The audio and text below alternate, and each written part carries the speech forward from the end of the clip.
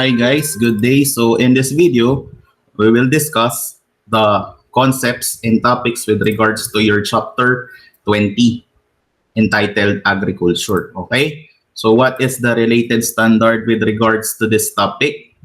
Okay, sabi dito PAS 41 or otherwise known as agriculture or sa ibang libro, biological assets yung tawag sa kanya. Okay? So first, identify muna natin kung ano yung mga learning objectives natin sa discussion na to. Okay, una, identify the scope of PAS 41. Okay? So pangalawa, differentiate the following biological assets, agricultural produce, and inventory. So let's have an overview between the three. Okay, biological assets. Biological assets are all living plants and animals, okay, at the point of harvest. Okay, at the point of harvest, except bearer plants. Okay? So ano yung bearer plants? Bearer plants, hindi yung mga plants mo, living plants siya pero namumunga.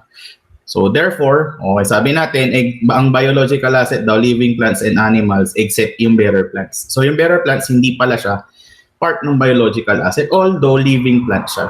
Okay? So ang bearer plant, generally, siya ay magiging part ng property, plant, and equipment mo, PAS 16 na siya. So hindi siya biological asset, but rather, consider siya or i-report siya under the heading property, plant, and equipment. Okay? All living plants and animals, ito na lang except, tawag doon, bearer plants. Okay? Biological assets. So ano itong agricultural produce? So itong agricultural produce, ito yung bunga ng biological asset mo, produce. Okay? Produce. So dito sa agricultural produce, meron tayong dalawang i-consider. Okay? Agricultural produce ba siya at the point of harvest? Kasi kung agricultural produce siya at the point of harvest, ang measurement basis natin is fair value less cost to sell. Okay? At the point of harvest, wala ka pang intention para ibenta. Okay? So, kunwari ito, naka-pick up ka kunwari ng, okay, na, nag-pick up ka, ano yung Tagalog nung nag-pick up? Pumitas ka ng bunga ng mangga. Okay, nag-harvest ka na ng bunga ng mangga. May intention ka na to sell yung bunga ng mangga mismo. So therefore, dahil may intention ka na to sell, after harvest na yon, okay, na-harvest mo na eh. So may intention ka na to sell. Ano na ang classification niya? Magiging inventory na siya. So dahil magiging inventory na siya, ano na ang magiging measurement niya? So lower of cost or net realizable value. Okay? Lower of cost or net realizable value, inventory na kasi siya. Okay? So kung yung agricultural produce din, pwedeng hindi mo siya ibenta as is, anong gagawin mo? Ipa-process further ko siya. So yung mangga, gagawin kong dried mango. Okay? Pa-process further ko siya. So anong classification niya? O di after harvest siya, di hindi na siya biological asset. Okay, ano na siya? Inventory na siya. So, lower of cost or net realizable value na ang magiging measurement niya. So, ito, inventory, familiar na tayo dyan. So, ang inventory, ito yung mga asset mo na binibenta mo. Okay, so, ang measurement niya, okay, accounting 106, ang measurement niya, lower of cost or net realizable value. Okay, ito na. State the initial and subsequent measurement of biological asset and agricultural produce. Diniscuss na natin yan. Okay, nagbigay na tayo ng overview dyan. Okay, so last, account for government grants that are within the scope of PAS 41. Okay, government grant, so magkakaroon lang tayo ng review dito. Okay, so sa government grant, di ba, dati, kung maalala mo, ang government grant, initially, pag hindi mo pa na-fulfill yung condition with regards to the grant, anong recognition ng income mo doon? Okay, di ba, magiging unearned revenue yun. Tama, liability pa siya. Okay, nagkaroon ka ng grant, di pa na-fulfill yung condition, unearned revenue pa siya initially. Yan, overview natin. So, kung meron ng, anong tawag doon? So, kung may na-fulfill ka ng condition of that grant, okay, so magre-recognize na tayo ng, anong tawag doon? Ina-amortize na natin yung unearned, magre-recognize na tayo ng mga income natin, ng earn natin, di ba? So, ayun. Lang, bigyan natin ng konting, anong tawag doon? Na konting recap sa government grant. So next. So PAS 41 is applied to account for the following when they relate to agricultural activity. Take note, agricultural activity. So covered siya sa PAS 41 mo. So ito, biological assets except for bearer plants. Kasi sabi natin kanina yan. So ano yung mga classification ng biological assets? Ano yung mga under sa kanya? All living plants and animals, di ba? Except for bearer plants. Ito pa, agricultural produce at the point of harvest. Take note of the word at the point. So kung yung agricultural produce mo na-harvest na, okay? So hindi na siya part ng PAS 41 mo. Okay? And unconditional government grants related to biological asset measured at its fair value less cost to sell. Take note, unconditional government grant, okay? Related to biological asset measured at its fair value. So, covered siya or siya yung, anong tawag doon? Ito yung mga items that are within the scope of your PAS 41. Okay, next slide. PAS 41 does not apply to the following. Land, okay? So ito, meron kang hacienda. Okay, hacienda to. So yung, anong tawag doon? Yung hacienda mo may plantation ng mangga. Okay, yung land wherein doon ka nagtatanim, nandun yung tanim ng mangga mo. Yung lupa mismo, ang pinag-uusapan natin dito, okay, yung lupa. So hindi siya, tawag doon, hindi siya part ng PAS 41 mo. So, i-recognize natin siya either PPE or investment property. Ito pa, hindi covered daw or not within the scope of your PAS 41 yung bearer plants. Sabi lang natin kanina, mga namumunga na puno. Okay? However, PAS 41 applies to the produce on the bearer plants. Yung bunga, di ba? Ano na yung tawag natin sa kanya kanina? Agricultural produce. So, yung produce niya, yung bunga, okay, within the scope, except for the plant mismo. Okay, produce on the bearer plants, PAS 41. Excuse me. Government grants related to bearer plants. Okay, not within the scope of PAS 41. Bakit? Bearer plants, kasi PPM bearer plants eh. Okay, so not within the scope of PAS 41 kung nakatanggap ka ng grant with regards to the bearer plant itself. And next, so intangible asset, so pag-uusapan natin yan later on sa susunod na mga topics natin. Okay? PAS 41 is applied to agricultural produce at the point of harvest. Sinabi na natin yan kanina. So lahat ng at the point of harvest, PAS 41. So therefore, dahil PAS 41 siya, ang measurement niya is fair value less cost to sell or fair value less cost of disposal. So after the point of harvest, o na-harvest mo na siya, so ready na siya for bentahan. Okay?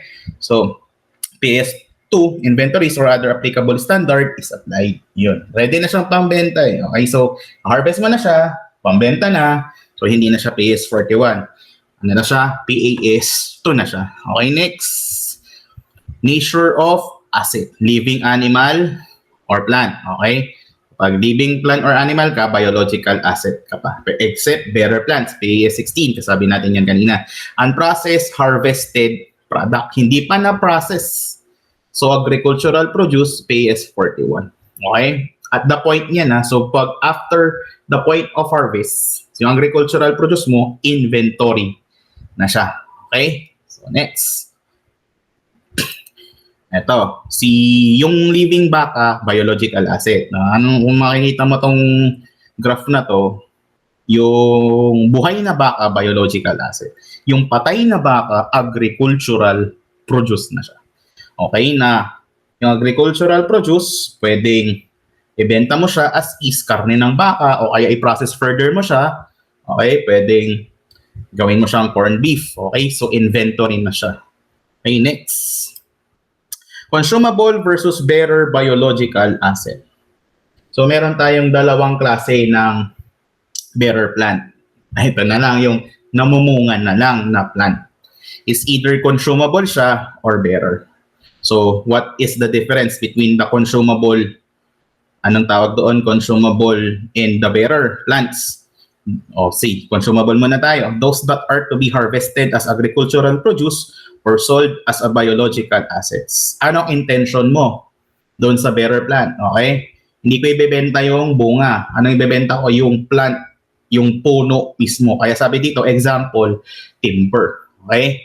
So, consumable, although bearer plant yung timber mo, okay? Although bearer plant yung timber mo, hindi mo naman intention na ibenta yung produce niya o yung ano niya, yung bunga niya. Tama? So, yung ano yung intention mong ibenta mismo? Yung living plant, yung puno mismo. Okay? So, dahil ang intention mo lang na ibenta yung puno, okay? So, siya ay hindi magfo-fall sa PAS 16. Ano pa ang example natin? Yung mahogany mo. Although yung mahogany mo, di ba, merong maliliit na bunga yun. Pero generally, ano bang intention mo with regards to the mahogany itself? Di ba, hindi yung bunga niya. Ang anong intention mo kung bakit mo pinapalago yung mahogany mo? Kasi ang intention mo, ibenta mo yung puno mismo, consumable. So although bearer plant siya, hindi mo naman ibebenta yung produce niya, ang ibebenta mo yung puno mismo. So mag-fall siya hindi sa PAS 16 but rather PAS 41. Okay?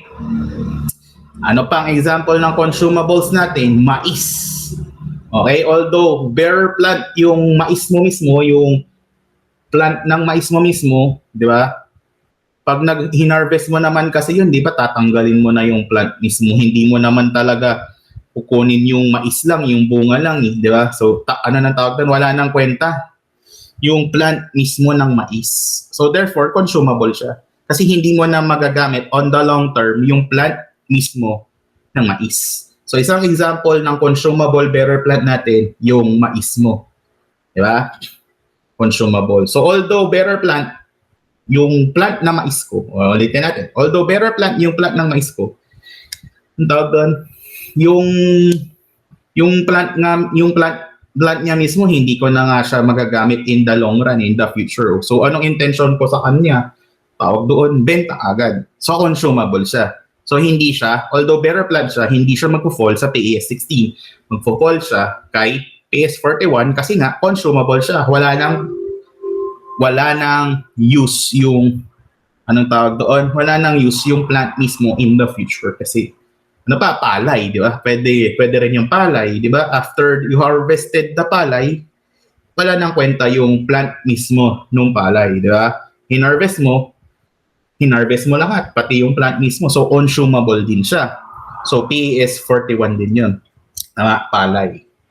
Mamaya na, basta consumable, although bearer plant siya, kung consumable naman siya, hindi siya mag-fall sa PAS 16, but rather mag-fall siya sa PAS 41. Ito, bearer. So, alam na natin yan. Bearer, namumunga.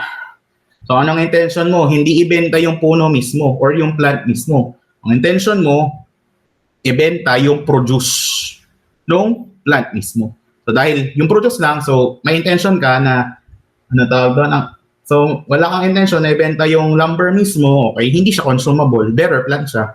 So, paano mo siya i-recognize? Hindi PAS 41. Okay? Ang intention mo lang naman yung bunga, hindi yung plant mismo eh. Okay? Hindi yung puno mismo, hindi yung wood mismo ng puno eh. So, hindi siya PAS 41.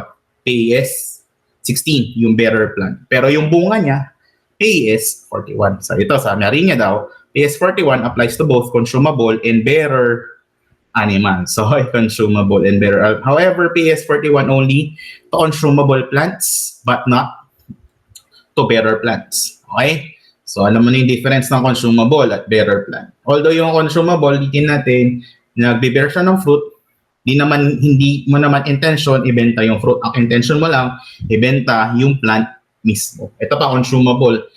Pagka harvest mo, hindi mo naman na magagamit yung plant. So, therefore, wala nang kwenta, huwag mo nang i-recognize as PPE.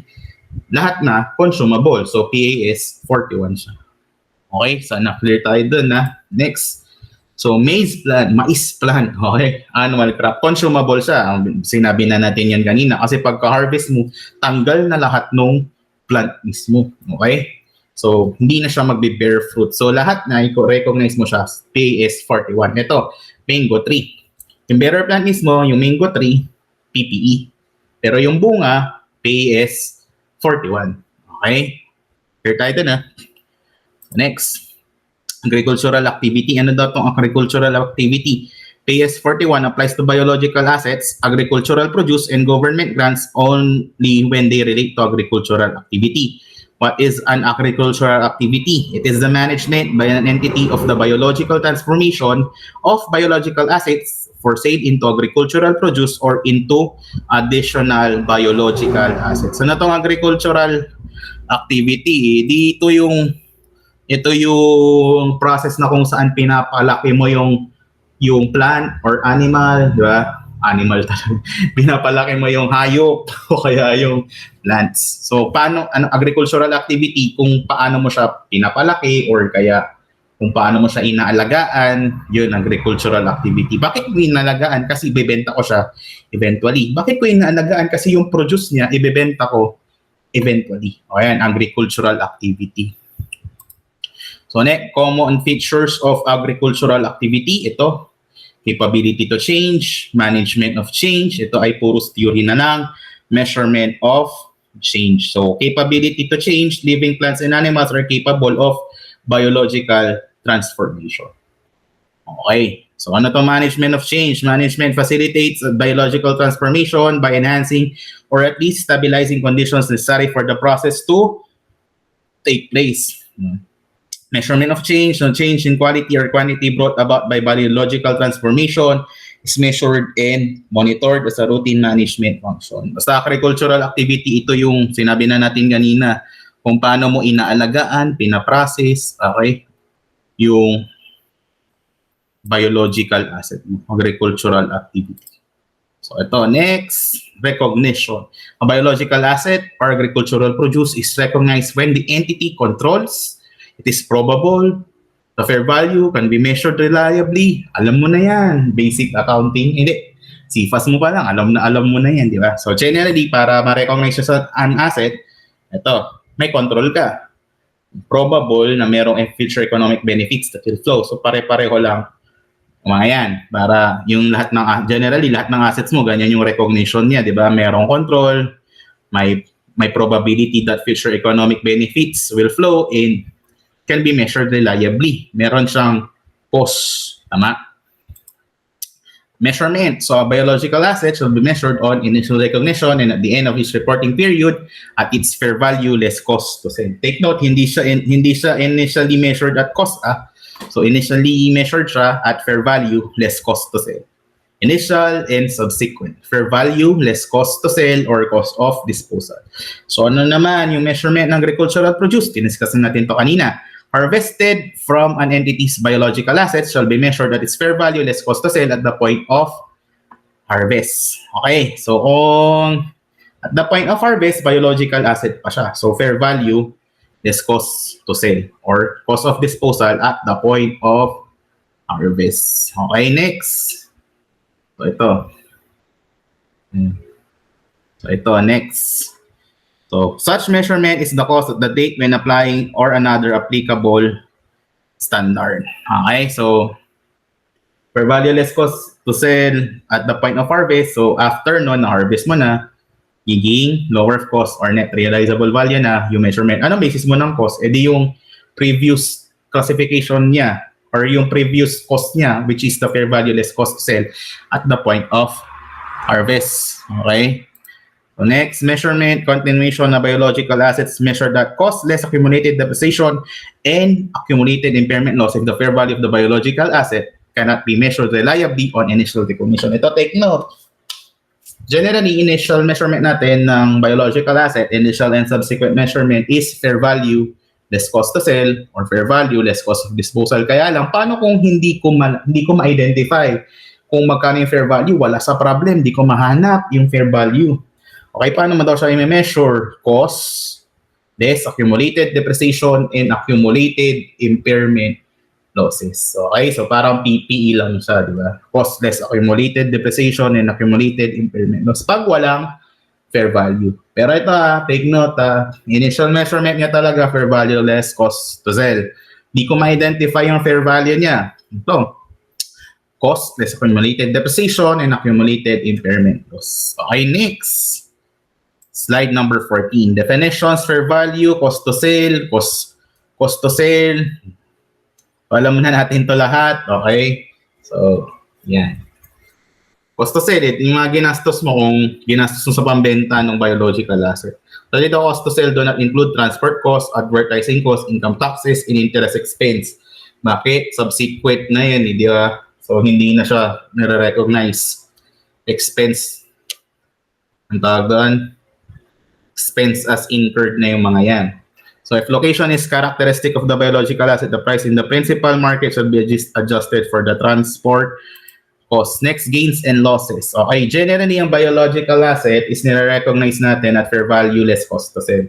Dahil merong changes in fair value, so therefore, nagre-recognize tayo ng, anong tawag doon, gain or loss. Or, in other words, unrealized gain or loss due to the changes in fair value. Okay, ito. A gain or loss arising on additional recognition of biological assets at fair value less cost to sell and from a change in fair value less cost to sell of a biological asset shall be included in profit or loss for the period in which arises. Ito, gusto niya nang sabihin, magre-recognize lang tayo ng unrealized gain or losses. Bakit? May changes tayo in fair value. Okay? So, next. Government grants. Ito, government grants. Alam na natin to. Government grant is unconditional and relates to biological asset measured at fair value less cost to sell. So, anong procedure natin? Recognize income equal to fair value of the grant when the grant becomes receivable. Okay, government grant is conditional. Recognize income only when condition is met. Yan yung sinabi natin kanina, di ba? Unearn mo na lahat. Tapos pag na-meet mo na yung condition, doon ka lang magre-recognize ng income. Okay, next.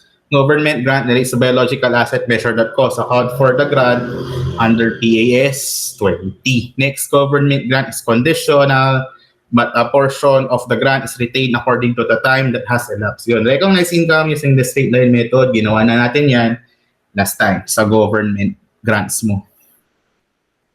Okay, so next.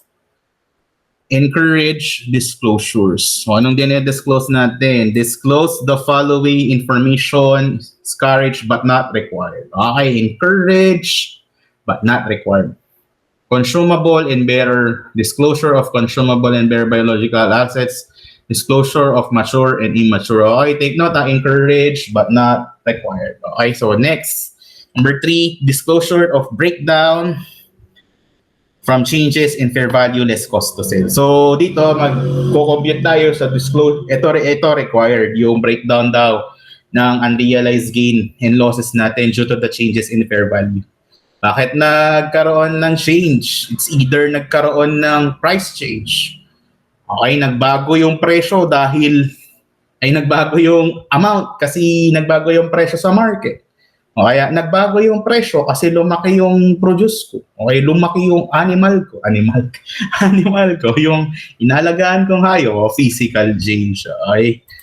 So, yan. So, changes in fair value less cost to sell due to price change. Ito daw yung formula niya.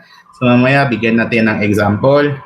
Due to physical change, ito yung fair value niya. So, anong mapapansin mo? Doon sa due to physical change, okay, halos pareho lang sila ng computation. Okay, kaya lang doon sa due to physical change may plus, fair value less cost to sell of newly born at the date of birth. Mamaya bigyan natin ng example. Yan. So ito, thank you sa dito na nagtatapos yung konting lectures natin.